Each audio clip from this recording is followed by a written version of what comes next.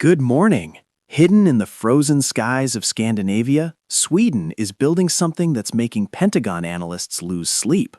A fighter jet so advanced, so stealthy, it's rewriting the rules of air combat.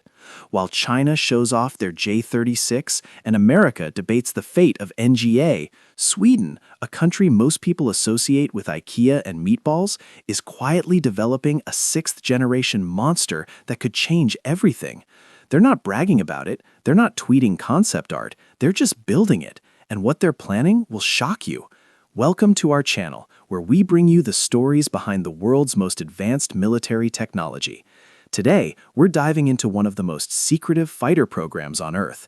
Sweden's Flag System 2020 isn't just another concept on paper, it's a fully funded, actively developing program that's hitting milestones while the rest of the world argues over budgets. Stick around, because what you're about to learn will change how you think about the future of air power. If you're proud of nations stepping up their defense game, type proud in the comments below. The surprising leader. Let's get something straight. When most people think about cutting-edge fighter jets, Sweden doesn't top the list. We think about the United States with the F-22 and F-35. We think about China's massive military investments. Maybe Russia's Su-57 comes to mind, despite its struggles. But Sweden? The country has a population smaller than Los Angeles County. Yet here they are developing a sixth-generation fighter that has defense experts around the world taking notes. Here's why this matters. Sweden has been punching above its weight in military aviation for decades. The Saab Gripen fighter, their current workhorse, is known worldwide as one of the most cost-effective, reliable fighters ever built. Countries that can't afford American F-35s buy Gripens. Brazil, Hungary, Thailand, the Czech Republic, they all fly Swedish iron. The Gripen can operate from highways, requires minimal maintenance, and costs a fraction of what other modern fighters demand. Sweden learned to do more with less, and that philosophy is about to pay enormous dividends. But the Flag System 2020 project represents something completely different.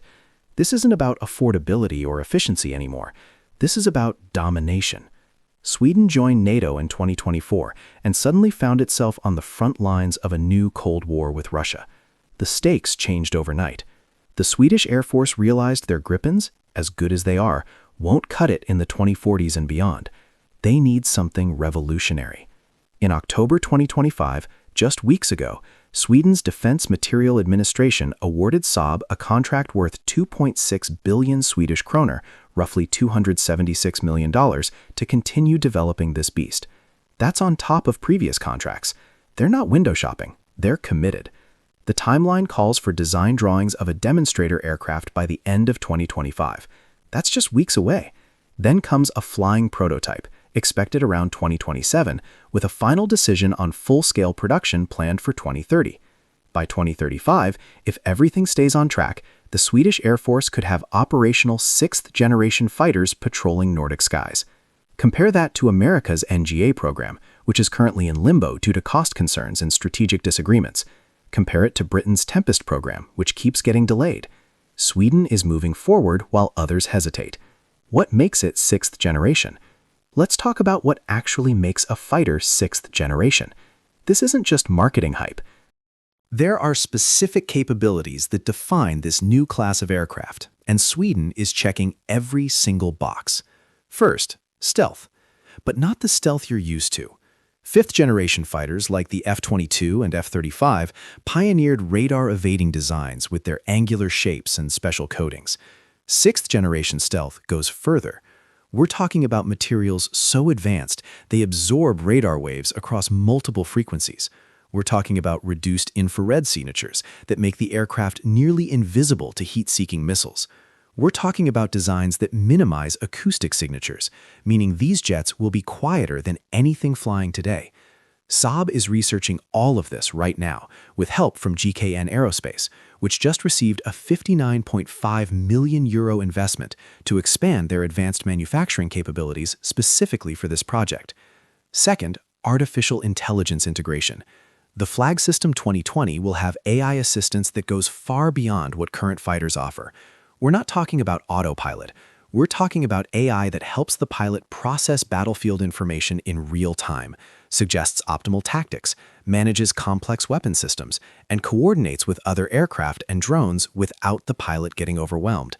The AI becomes a co-pilot that never gets tired, never loses focus, and processes data faster than any human brain could manage. Third, and this is the game changer, manned-to-unmanned teaming. This concept, sometimes called loyal wingman technology, means one pilot in the Flag System 2020 can control multiple unmanned combat drones simultaneously. Picture this, a Swedish pilot flying over the Baltic Sea, surrounded by 3 or 4 advanced drones. Those drones can fly ahead to scout enemy positions, draw enemy fire, launch missiles, conduct electronic warfare, or even sacrifice themselves to protect the manned aircraft. The pilot stays out of danger while the drones take all the risk. It's like playing chess, but you have pawns that can fly at Mach 2 and carry missiles.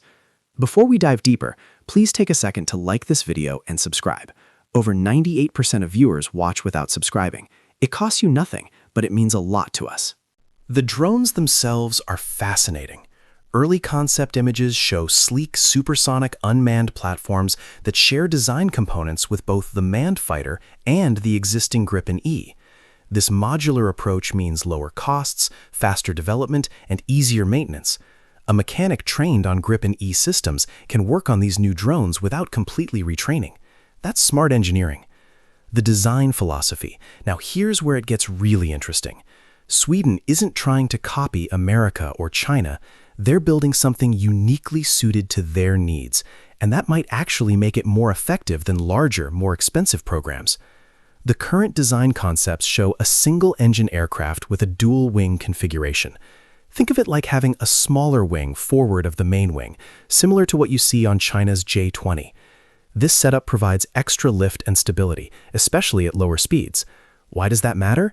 Because it means the aircraft can slow down for precision attacks without losing control. It can loiter over a battlefield longer. It can operate from shorter runways, which is critical for Sweden's defense strategy. Sweden has always planned to fight from dispersed locations. If war breaks out, Swedish fighters won't cluster at big, vulnerable air bases. They'll operate from highways, forest clearings, even reinforced roads in small towns. The Gripen was designed for this from day one, and the Flag System 2020 continues that tradition. You can't take out Sweden's Air Force with a few missile strikes on major bases, because the jets will be scattered across the country, ready to fight from anywhere. The airframe itself features a blended wing body design, meaning the fuselage smoothly merges with the wings instead of having clear separation. This isn't just about looking sleek, it dramatically reduces radar returns. Radar waves hit the aircraft and scatter in unpredictable directions instead of bouncing back to enemy receivers. Combined with advanced radar-absorbing materials, this makes the Flag System 2020 extremely difficult to track. 2 vertical tail fins provide vectoring control, allowing for exceptional maneuverability. Early reports suggest V-tail configurations are being tested, which would further enhance stealth characteristics while reducing drag. Every design choice serves multiple purposes: performance, stealth, cost-effectiveness, and maintainability. Peter Nielsen, Saab's head of advanced programs, explained their approach in an interview last year. He said, "Sweden has never been in a better position to develop a new fighter." They have a trained workforce fresh off developing the Gripen E and the globalized surveillance aircraft. They have modern digital engineering tools that can simulate and test designs without building expensive physical prototypes, and they have partnerships with international suppliers who provide components while Sweden maintains control over the overall design. This is the Gripen model scaled up. About 85% of the Gripen E comes from partner companies, many of them foreign, but Saab integrates everything into a unified Swedish-controlled system. The same approach will work for Flag System 2020. Sweden gets world-class components from specialists around the globe, but they keep the design authority and intellectual property at home. That means no foreign government can veto Swedish defense decisions or cut off access to critical technology. The system of systems. Here's what really sets Sweden's approach apart from everyone else. They're not just building a fighter jet, they're building an entire combat ecosystem. The term system of systems gets thrown around a lot in military circles, but what does it actually mean? It means the manned fighter is just one piece of a larger puzzle. The fighter works alongside unmanned aircraft of various types, some supersonic and stealthy for penetrating enemy defenses, others slower and cheaper for surveillance or electronic warfare. There are missiles and bombs, obviously, but also command and control networks that link everything together. Ground stations, satellites, naval vessels, and even infantry units all feed information into this network. The pilot in the Flag System 2020 becomes more like a battlefield commander than a traditional fighter jockey. They're not just flying their own aircraft, they're orchestrating an entire aerial operation. The AI helps manage the complexity, but the human makes the final tactical decisions. Should the lead drone engage that enemy radar site? Should the surveillance drone push further into contested airspace? Should we call in support from allied F-35s operating nearby? The pilot decides and the system executes. This approach multiplies combat power exponentially. One Flag System 2020 with 3 loyal wingman drones can cover as much airspace and engage as many targets as 4 or 5 traditional fighters. But you only risk one pilot. You only need one highly trained human in the cockpit. The drones can be relatively simple and cheap by comparison. And if one gets shot down, you haven't lost a billion-dollar aircraft and a pilot who took 10 years to train. Sweden is also researching something called shared DNA between different platforms. This means the man fighter, the various drone types, and even the Gripen E share common systems and components. Same engines, same avionics, same weapons interfaces. This dramatically reduces logistics costs and training time. A pilot transitioning from Gripen E to Flag System 2020 won't feel like they're learning a completely new aircraft. Much of the interface and operation will be familiar. And here's something that should worry potential adversaries.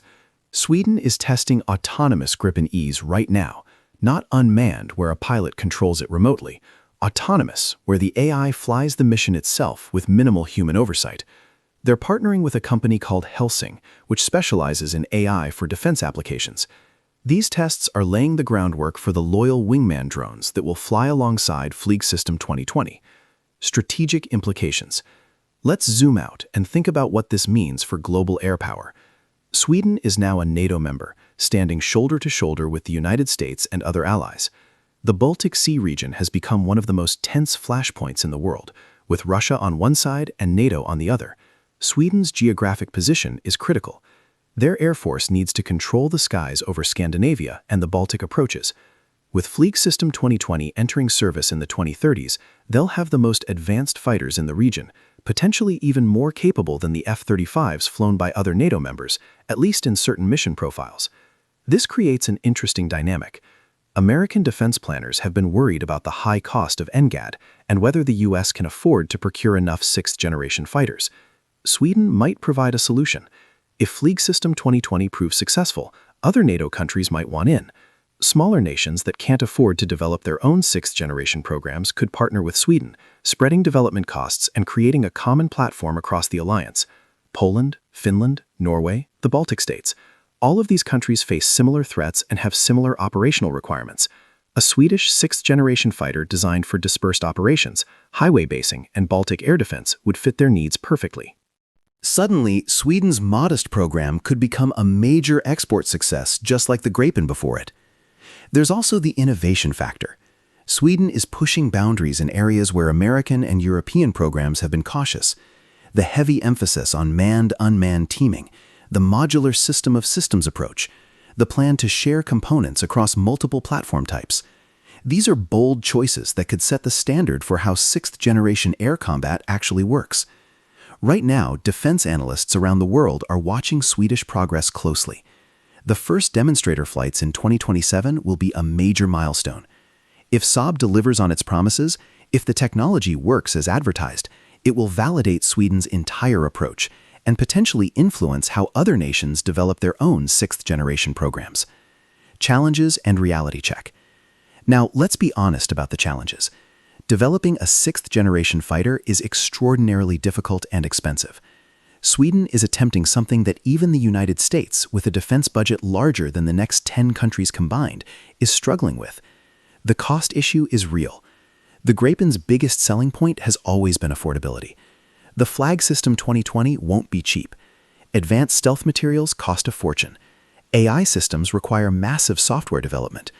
Testing and refining new technologies burns through money at an alarming rate. The current contracts total hundreds of millions of dollars, but full-scale development and production will cost billions. For a small country like Sweden, that's a significant burden. There's also the technology risk.